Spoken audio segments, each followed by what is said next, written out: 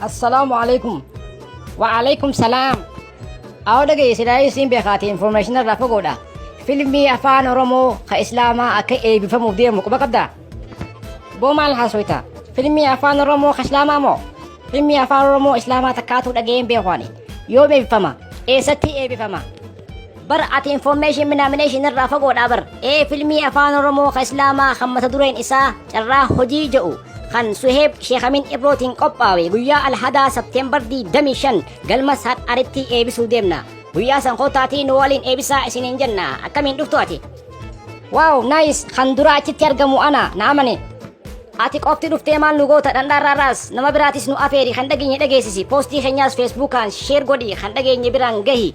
Qophiin filima qofa eebbisuu miti. Qophiin biraatis baay'eetu jira.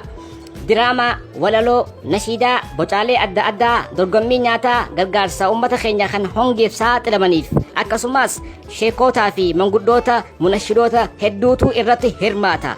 Qophiin guyyaa sa'aa 8 zuhrii booda irraa jalqaba. Kanaafuu guyyaa san nurraan hafinaa isiniin jennaa. Atis dhaamsa kiyya kana nama biraan gahii nama nu afeeriin siin ja'a.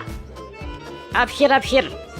Akka nagaa billaa aleek nama hundatti himi koottaa filima Suheeb Sheekh Amin Ibrootiin qophaa'e kan carraa hojii jedhu waliin eebbisnaa nurraan hafinaa je'itii nama hundatti himi. Ammas filima je'iin ummanni carraa hojii harkanne ja'anii CV qabateen dhufini.